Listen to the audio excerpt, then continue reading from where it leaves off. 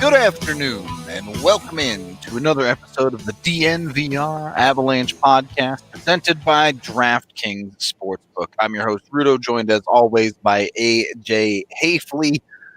On today's show, we'll be looking at some milestones the current Avalanche players are likely to hit and where they stack up on some of the all-time record books for the Avs. But first, some news to get to. Doesn't really affect the Avs too much for the second time, but the Central Division continues to be an absolute mess this year, as Carolina Hurricanes at least postponing 2 games coming up this weekend because of COVID issues. The Florida Panthers are the team most affected by this. They've now played 2 games and will only have played 2 games in the first 2 weeks of the season because they were scheduled to play both Carolina and Dallas early on. Is a little messy. It's a little messy in the Central right now. The West has avoided this, thankfully, so far, but it's gonna be a little bit weird. We're gonna see if teams in the Central can actually play their full schedule. Yep. A lot of games are gonna have to be moved around, but it's just that's why they wanted to put that cushion there between the end of the season and the start of the postseason. Is because they knew these things were going to happen. So, yep. All right. Well, it sucks that it's happening right away, but it is what it is. At least the Panthers aren't on some crazy winning streak that's going to get interrupted. That is true. They did beat. Hi to everybody. There you go. Oh yeah. There's a lot of highs in the chat today. So I guess hi chatting. We're early enough, right? It's like 9 p.m. European. Yeah. This is not an abnormal hour for people to be awake in Germany at all. Yeah. So, hi to our friends. Hope y'all are doing well. Hope y'all enjoy the post-game pods after the fact, except for the crazy few of you that stay up for them. You Euro fans are maniacs, Eurolanche and all y'all. It's so impressive, honestly. It's so impressive. I don't know how you do it. I couldn't do it. If I have games were at 5 a.m., this job just wouldn't be for me. But don't lie, you're up at 5 a.m. Yeah, but 5 a.m. is like my bedtime. You and I would be uniquely equipped to handle it. Probably, but all the years of staying up for GSLs have taught us how to do this. It's true. We know how to do the 1 a.m. to 4 a.m. nap and how that sets you up for a nice little runway into 9 or 10 a.m. and then you crash super hard. Yeah, a lot of crashing going on for sure. But speaking of a lot of crashing, 9 p.m. in the Czech Republic. Oh my gosh, what is life like in the Czech Republic right now? That is not a place I hear anything about ever. Not gonna lie, I haven't heard anything about the Czech Republic in a while. Just get her to come onto the pod. She can come on and tell us about the Czech Republic right now. There you go. Perfect. Are the Chicago Blackhawks the worst team in the NHL? They are so bad. We knew that they were not going to be very good, right? We knew. Yeah. It was not going to be great. But then the Kirby Dach injury and the Jonathan Toews illness, disappearance. No longer playing NHL hockey. This disappearance makes it sound like a unsolved mystery episode. Tonight on Unsolved Mysteries. If you've seen Jonathan Toews or have any information about his case, please contact this number. and you're just like, okay, allergic to his hockey gear goes missing. Yeah. I don't know what's going on with him. I genuinely hope he's okay. Not to make light of anything. I just have a lot of energy right now. I'm not sure what's going on, but without those two guys, they are awful. Yeah. We knew that they were bad defensively. We knew that they didn't have an NHL goaltender, but are they all in on a draft year that doesn't make sense to be all in on? Right now, worst draft year in recent history. Would they be better off right now with Bowen Byram or Kirby Dach? I mean, does it matter? I mean, just not even considering the injury, but which guy, if they're building for tomorrow, which guy would you rather have as a building block for a franchise that needs all of the building blocks? Pretty clearly Bowen Byram, but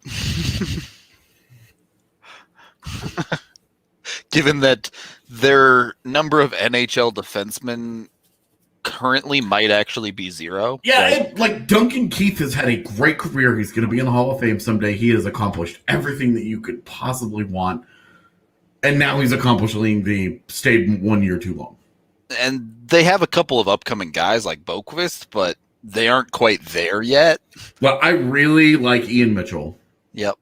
I've always really liked him. He was so good at DU, such a smart defender. That is not a foundational piece. That is a Connor Timmins level player. Yeah. A good, solid prospect, should be able to help you in the NHL, but the chance that they have a legit building block in Ian Mitchell was just really low. And Kirby Dach is great, by the way. He's great. But which of these guys is easier to find? Is it easier to find these really, really good young forwards, or is it easier to get a really good young defenseman that's ready to go dominate the world? I do feel like the Avs fan base has already forgotten what it was like from about 2009 to 2018. Right. Do you remember how many good young forwards they had? Yeah. Matt Duchene, Ryan O'Reilly, Paul Stastny in his prime, Gabe Landeskog, and they added Nathan McKinnon. They were fine at that position. They loaded up on that position, and guess what it got them? Nothing meaningful. They got one division title where things went really, really weird for 1 year, and everything broke their way, and the universe fell into place, and we thought Patrick Wall was a good coach, and it was just a really weird year. Yep. And they didn't have any defensemen, and it was just, Chicago sucks, dude. They're so bad. Watching them, they look helpless. And what's Jeremy Colleton upset about? Time on ice statistics? Yeah, because one of their games was tracked wrong, but it doesn't matter because that team just looks awful. I don't know. It's definitely weird to see how far they've fallen, which it happens to every team, but yeah, it's been a slow drip, but then obviously the Taves Dach thing really pulled them out of competitiveness to just uproot a team. They're uproot a team's center depth like that and be like, well, they're essentially relying on an aging Patrick Kane and a midget that can score a lot of goals. Yo, Munchkin. Munchkin, okay.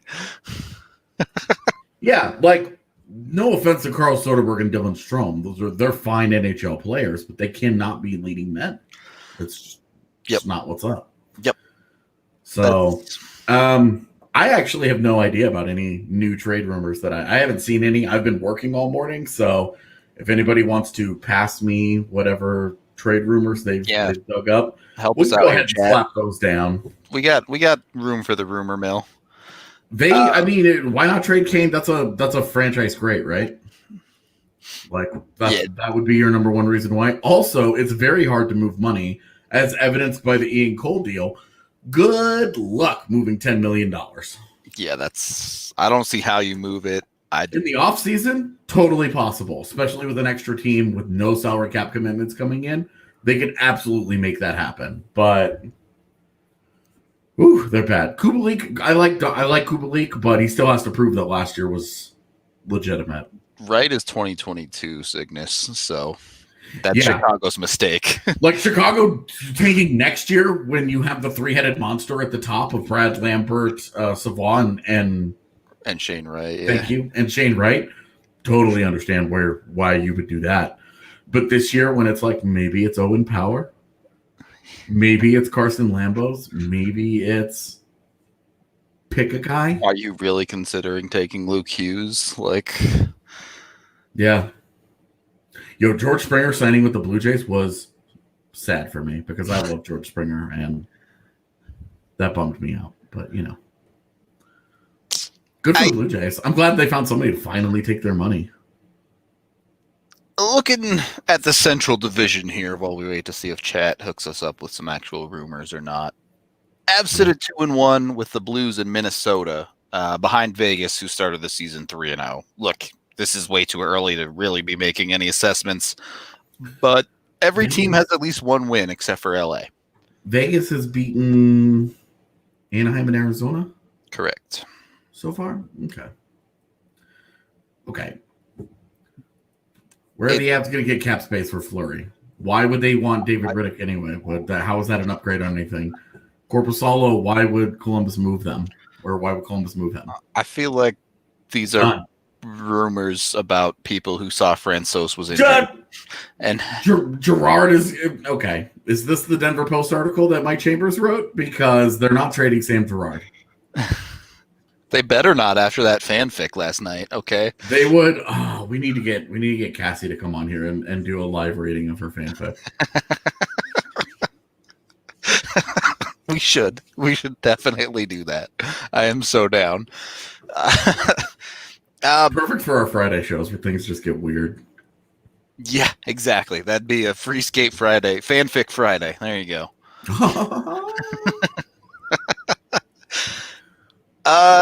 Not exactly clear how Frankie got hurt, sickness, but everything we've heard is that it's not particularly serious. So making a trade based on that would be kind of nonsensical.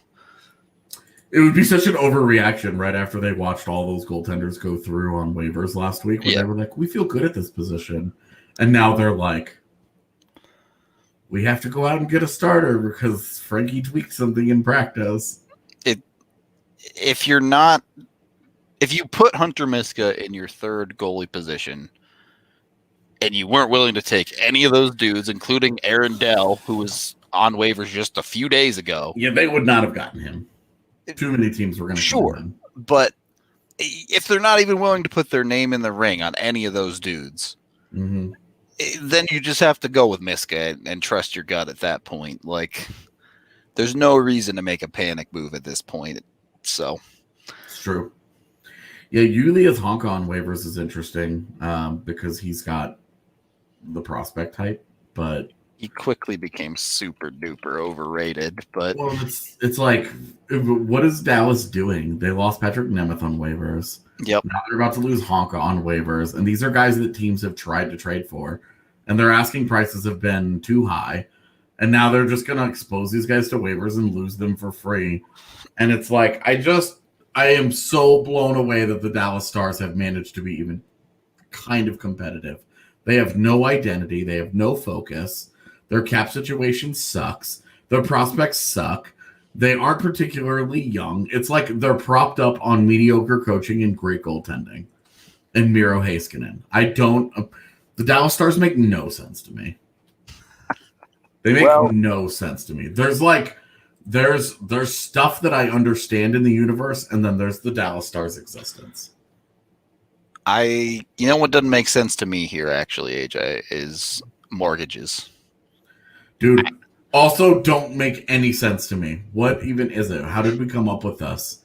I don't get it at all. But AJ, did you just buy a house? Yeah. So you don't have a mortgage. It doesn't mean that I understand what's going on around me. I just know that there's lots of noise, and then people are like, money, please. So if you want to buy a house without being as confused as AJ, you're going to want to head to Chevalier Mortgage. You can call Virginia directly at 303-257-6578 or visit dnvrmortgage.com where you can sign up for a free consultation and a chance to win some free DNVR merch. I'm sure you've probably heard how great mortgage rates are right now, but Mike and Virginia are not just your typical mortgage company. Yes, they can get you an amazing rate, but what makes them different is Mike is a certified financial planner. So all that noise, Mike listens to it and tells you what it means in layman's terms. So, Rubro, that's too weird. I don't know about that one. Might have to draw a line in the sand. That's your alter ego after 5 or 6 beers. You go from Rudo to become the Rubro. That's amazing, Rudo. If you think this is going anywhere, you're wrong. Oh god, Rubro is now a thing. All right. Well, is it Rubro's birthday? I don't know. Do you work for DNVR? Then it's your birthday. All right, perfect. So check out Mike and Virginia today. They can really help you out when it comes to any sort of financial planning as well, but particularly mortgages at DNVRmortgage.com. Michael Chevalier, NMLS 1931006. Virginia Chevalier, NMLS 1910631. Second period of the DNVR Avalanche Podcast. It's bad. Presented by DraftKings Sportsbook. I did want to get into some of the Avs milestones. Obviously, over the past couple of games, 3 significant milestones. Nathan Mackinnon hits 500 points. Gabe Landeskog scores 200 goals, and Mikko Rantanen scores 100 goals. Wow, they're off to really good starts this year. They sure are. Yeah, crazy season. I mean, scoring is way up. Scoring is up about 6 million %. But McKinnon in particular is where I wanted to start. He's good. He is the 4th all-time scorer in Avalanche history. Now, he's going to be there for a while. He's got about 200 points to 3rd place. But he's entering a territory that the modern Avalanche have not seen from anyone. There's a very real possibility he's closer to 3rd place than 5th place by the end of this season. Word. The kid is I just want people to appreciate what they're seeing with Nathan MacKinnon, because they don't come around very often. As far as milestones you can expect MacKinnon to hit, games played this year, he can move, if he's fully healthy, all the way up into 9th place in Avalanche history. He currently sits at 11th. Where's Landy in games played? Landy is up in 5th place. He should be in 4th by the end of the season, assuming health. Passing Cody McLeod for 4th place. Still has Foote, Sakic, and Hayduk ahead of him. Yep. Cody McLeod.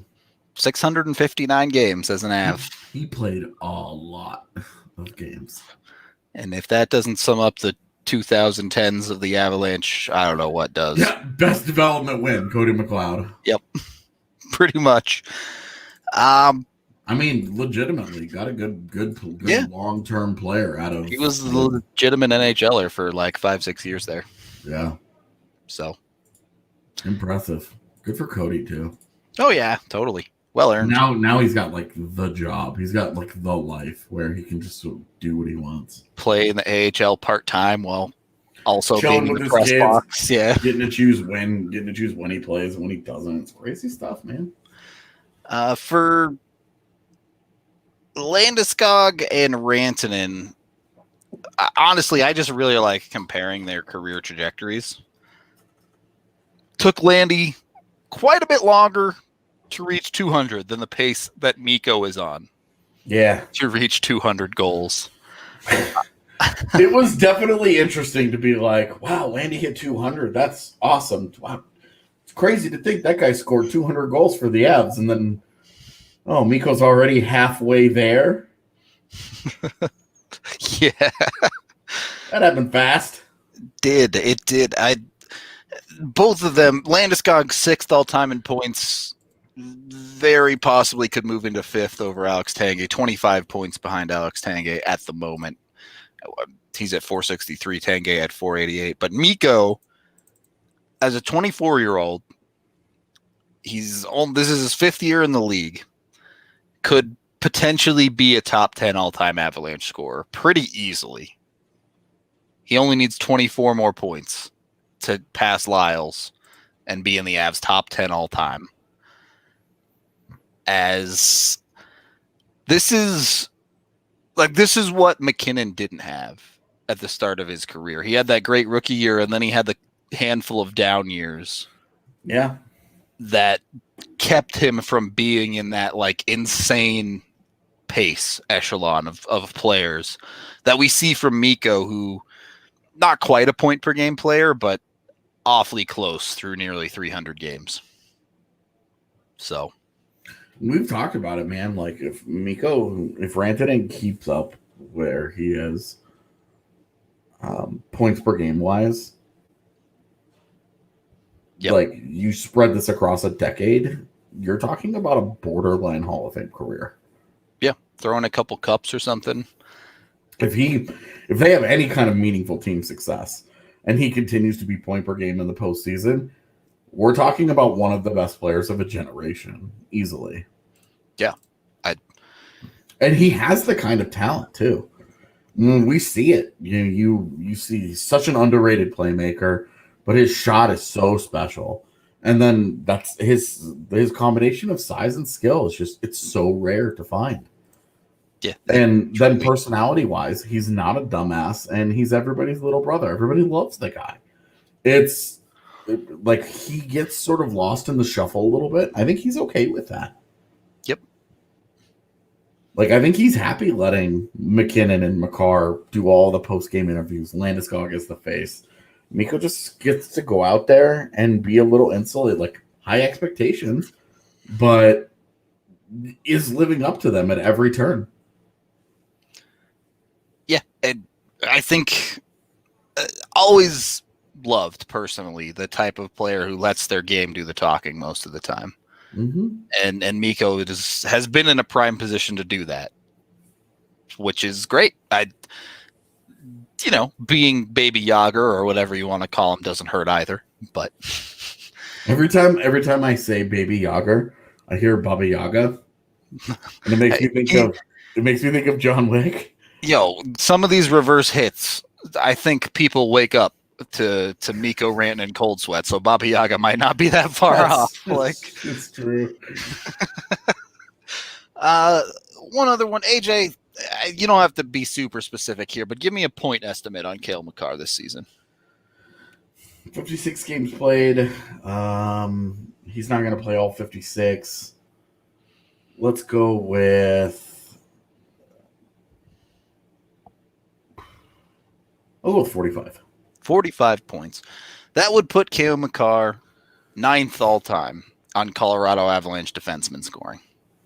It's only his second year in the league. Yeah. And Barry's out there, Lyle's out there, Ozolinsh is pretty high, but Makar is not a talent that Denver has ever seen on defense. Even like looking at the legendary Avs defensemen, they got Ray Bourque at the end of his career, who was still great, but thrived off of shot volume from the point mostly. Yeah, and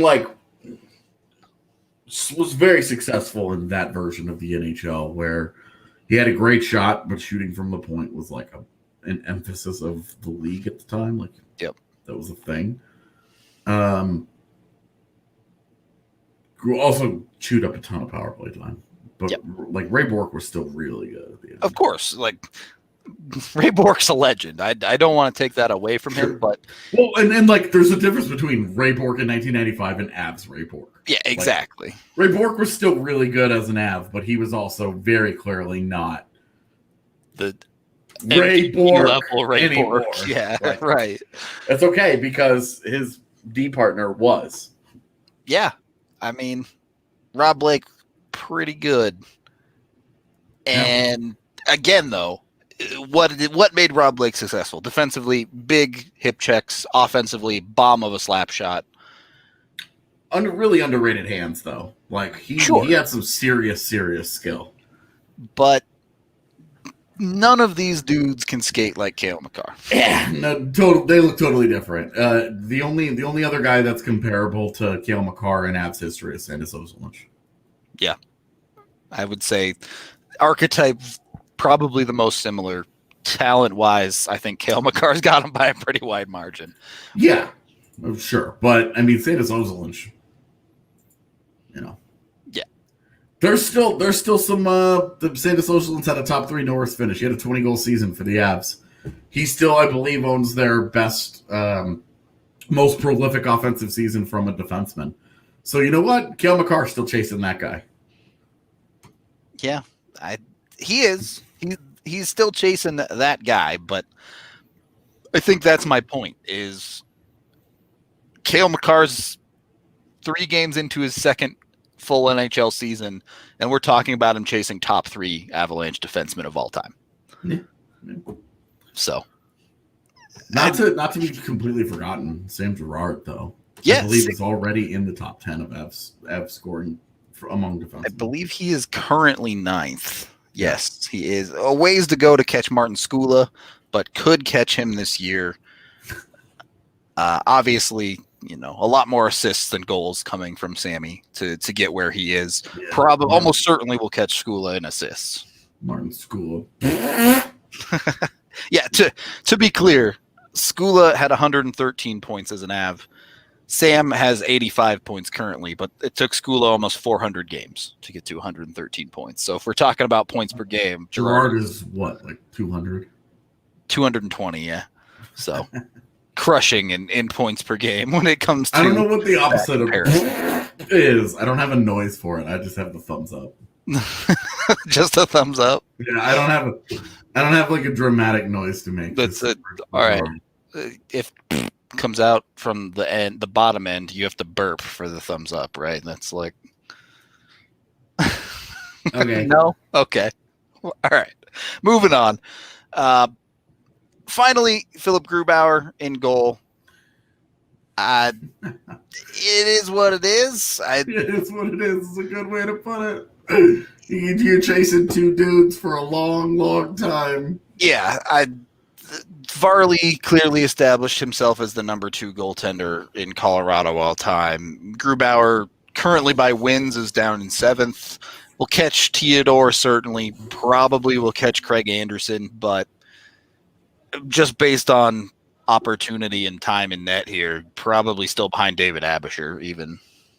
Yeah. So, an interesting year when it comes to those things now.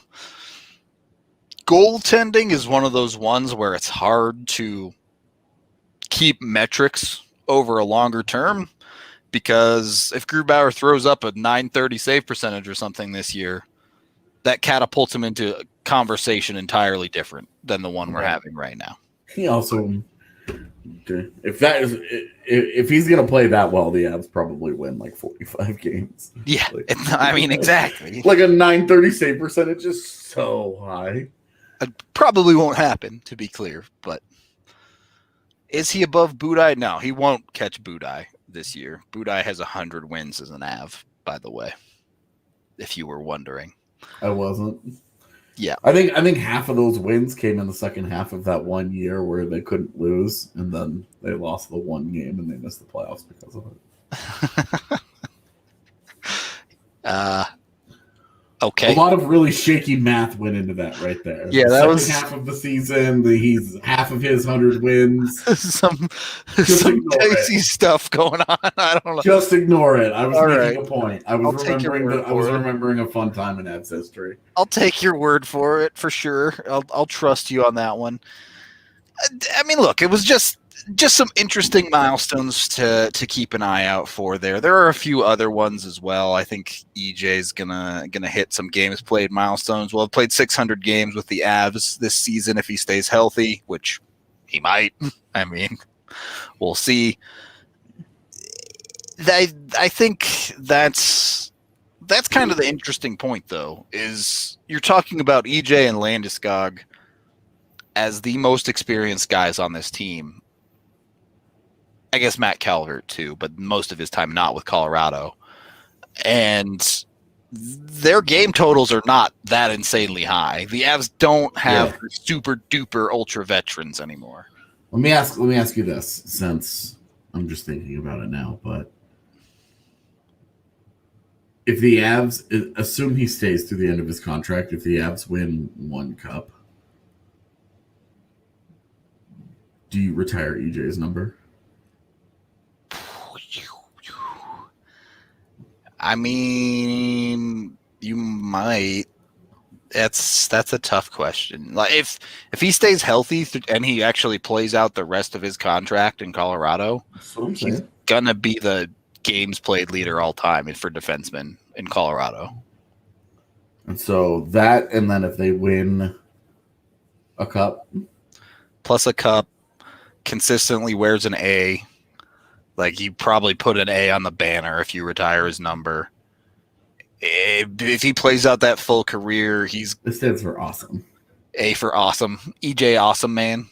Just a bunch of letters. Don't even retire his name as Johnson. Retire it as a picture of a condor just to piss off AJ. But he probably I don't like this conversation anymore. He also ends up momentarily, if not permanently, top 3 all-time in Avs scoring. He should pass Foot this year for 4th. Theoretically speaking, say he stays like 5 more years. Oh yeah, if he stays 5 more years, I think they win like easy retire. Easy retirement then, yeah, no doubt about it. All right, cool.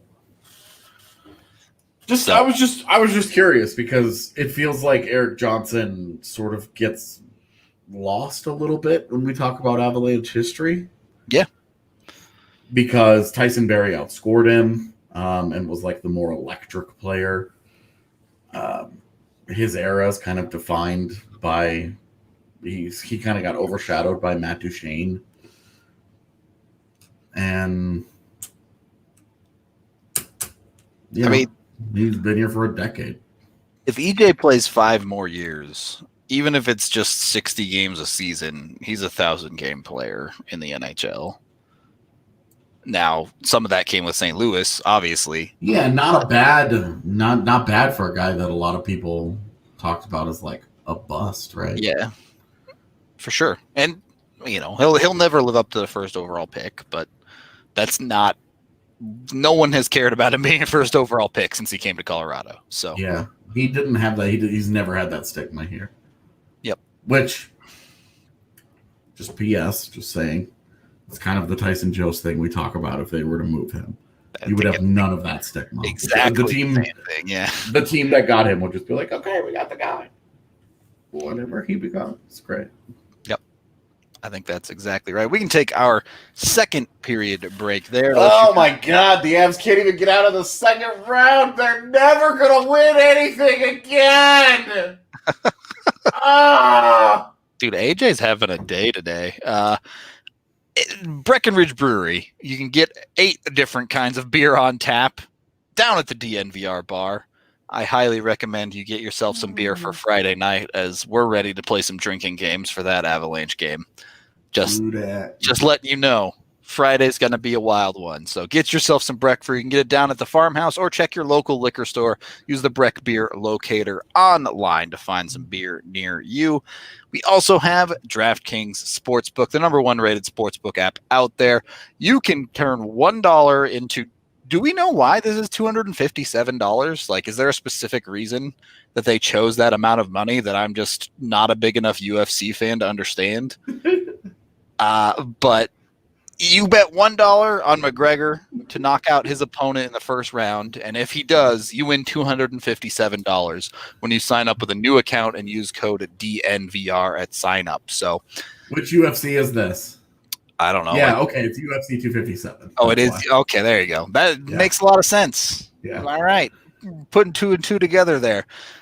Look, I don't know if McGregor's going to knock this dude out or not, but for $1, it's just a value proposition at that point. Go get your money. Give yourself a chance to win $257. When you sign up, you also can get a sign-up bonus of up to $1,000 with that DNVR code. So head on over to DraftKings Sportsbook and sign up now. Let them know we sent you. Must be 21 or older, Colorado only. Additional terms and conditions apply, as well as restrictions. See DraftKings.com/sportsbook for details. Gambling problem, call 1-800-522-4700. Big UFC guys here. Clearly. Yeah, clearly we're really big on the UFC scene. I actually do like watching UFC, but it's not something I make time. Yeah, see, I'm happy to watch it because it's like, this will take no longer than 20 minutes, and I'm into that. Right, exactly.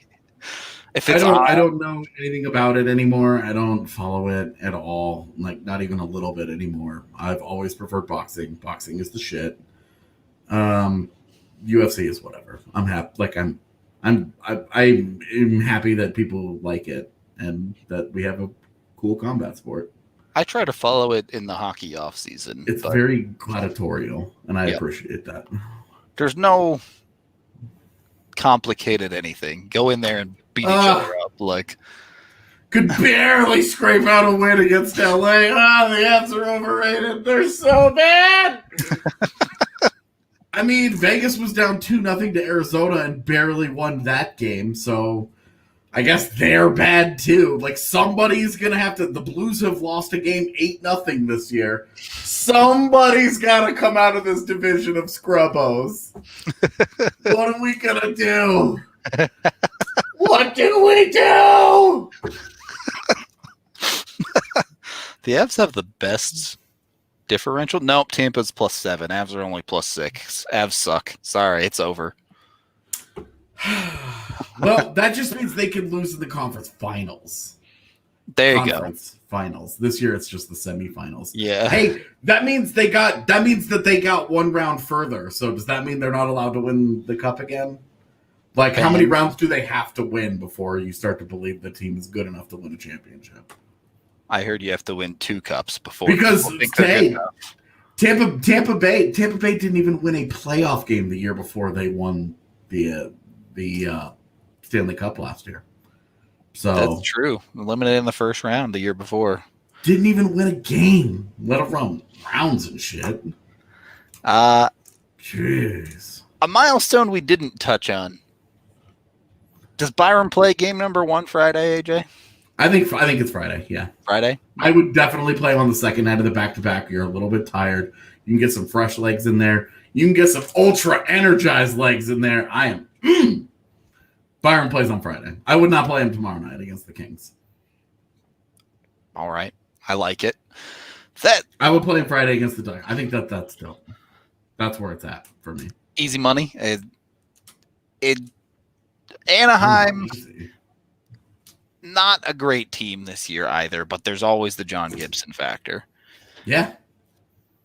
Should be an interesting weekend. What's their schedule? The Avs or Anaheim's? The Anaheim's. I don't know off the top of my head, but I can find out as I pull it up right here. Anaheim. Do they play Thursday? No, they have the rested day. Okay, so they probably get Gibson twice then. Yep. I expect they will get Gibson twice. Anaheim plays at home on Wednesday, which is today. So they're sitting at home waiting for Colorado to come to town rested. So the Avs will have to deal with that. But I think the Avs are capable of beating Anaheim regardless. I'm genuinely curious, just to derail us completely because my brain is all over the place today. I'm genuinely curious. Like, are we a homer podcast because we think the Avs are good enough to win the cup? No, I'm actually curious of this too, because I think anyone who watches our podcast on a consistent basis doesn't think we're homers. Yeah, well, and we view things through an Avalanche lens, for obviously, sure. But we're paid to do that. Like, that's what we do because you also your audience. We don't have we don't have like a bunch of. For the record, by the way, Rudo and I don't have any moderating controls over chat. Yeah. I've never blocked a single person, so I don't know. Yeah, so if somebody's getting blocked or removed or whatever, it's not either of us doing this.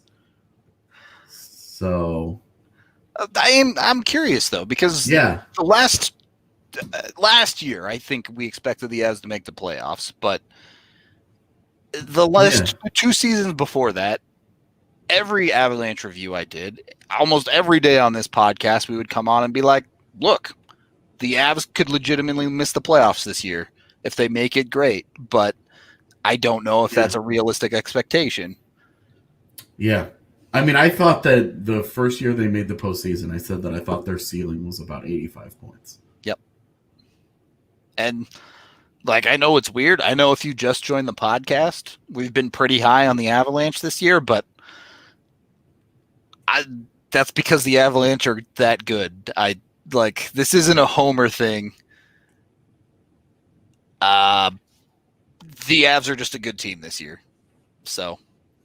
Yeah, and like it just seems interesting. Because like I understand, like we talk about the Avs every day, and like we're happy when they win, and but covering a winning team is just more fun. I've covered losing teams and I've covered winning teams. Guess which one is more fun to be around all the time? I think it's the losing team. It's like covering a losing team is an interesting job from a coverage perspective. Like you're just focused on different stuff, right?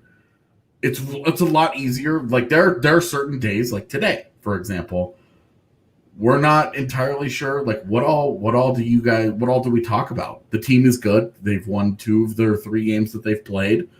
They don't have a ton of problems right now.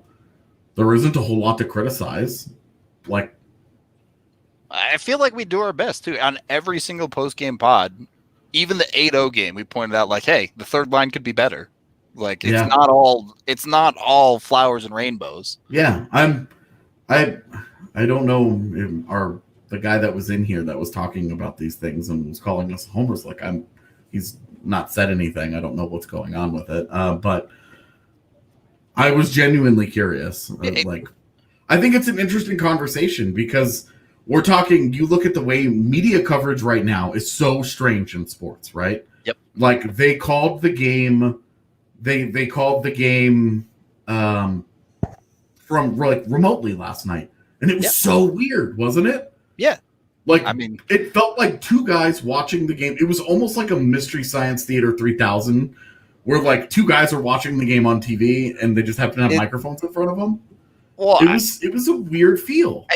I don't think it was that weird for you and I because we do this in our free time. We sit around and watch online esports tournaments all the time, and it felt a lot like that to me.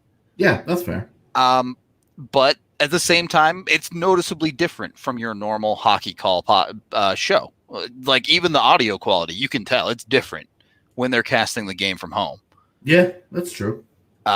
So it's a little bit weird, but I agree with you, AJ. Like I'm not hating on anyone calling us a homer. If that's your opinion, that's fine. Yeah, it doesn't. It in no way bothers me whatsoever. I like the conversation. I think it's interesting. I think it not only it's interesting. I think it's a good conversation to have because at the end of the day, we at DNVR want to make content that we like and content that's good. Yeah, but look. The people we're making this content for are sitting in this chat right now, chatting about the Avs, chatting about our show. And if you guys want to see something, the majority of you, that's what we'll do. Like I can chime in here. So I didn't block a guy. I put him in what's called a timeout. And he's just not allowed to comment for 300 seconds. Us producers are in charge of the chat. Is that 5 minutes? What?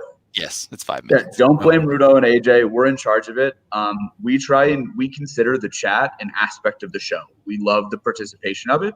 And so we try and keep it a place that is a beneficial aspect of the show. And so sometimes that involves running the chat a little bit. So my apologies if that upsets anybody, but we're trying to make this as fun of an experience for everybody as possible. And sports are fun. And that's the whole point behind DNVR is that sports are fun. So what Cale is trying to say is know your place, trash. That is not what I'm trying to say at all.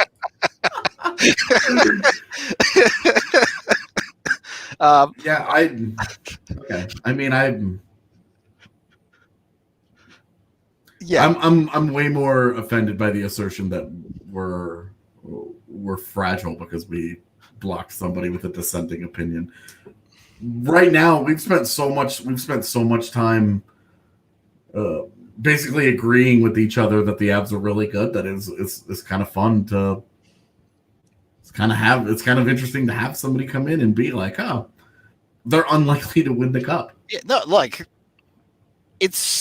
I think it's good. Like one of my favorite things in the playoffs last year was all the Spicy Stars fans who, they disappeared when the going got rough while we were still here. But when it was 3-1, we had a lot of Stars fans on our shows every day. but look, we want to interact with the chat too. So, that was pretty fun. It is what it is. Not everyone's going to agree with us, and that's fine. I'm cool with it. We hope the majority of you enjoy the show. On that note, it's been a weird show. We're going to get out of here. It's been a weird show. It's been fun. Honestly, dissenting opinion guy, we're sitting here telling you we don't mind your opinion. Yeah, for real. Like, anyway. I would say statistically speaking, all teams are unlikely to win the cup, right? Yeah, there are 31 teams. Only one of them can walk away from the Avs the cup. The favorites at 6.5 to 1, so less than 20% for the favorite team. But anyway, we've been working today on some extra stuff. I hope you guys keep it posted. I believe we'll be doing something on YouTube in the coming weeks. Hashtag Goaties. What? I don't know if I'm supposed to say that or not, but I think it's okay that I did. Keep your eyes out for those coming soon. Thank you, everyone, watching, listening, chatting, supporting the podcast, however you may. We appreciate all of you very, very much. We hope you all have a wonderful hump day, and we are going to get out of here with Strava Craft coffee, the CBD-infused coffee that has really changed lives. It's fun. Highly recommend you try it. Helps with joint pain, other aches and pains, migraines, you name it. I don't know if we have cold brew back at the bar yet, but we'll get it very, very soon. I thought it was supposed to be making a comeback shortly. I don't know. Yeah. Dale's down there more often. He might be better in tune with that than we are.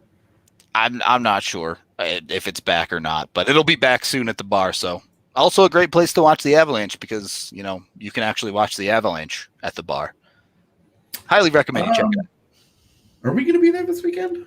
I thought we were talking about it. I think we'll be there for one out of either Friday or Sunday. I'm not sure. Yeah, Friday or Sunday, we should be there.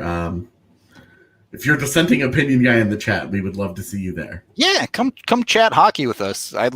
Always fun. Like, never not down to chat hockey. So also, if you're the guy that agrees that agrees with us that the Avs are really good, they're probably going to win the cup this year. I always say probably, but that's just irrational confidence. Also, come to the bar and hang out. We like to talk to you guys too. Exactly. Anyone who wants to talk hockey anytime.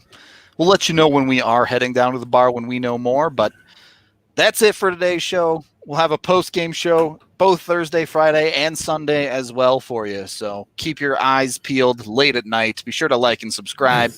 If you like the content, if you want to hear some more dissenting opinions, hit that bell and we'll go live when you hear that bell going on. I guess it sends you an email. You won't hear it. Whatever. Same difference. Don't keep your eyes peeled. That sounds dangerous.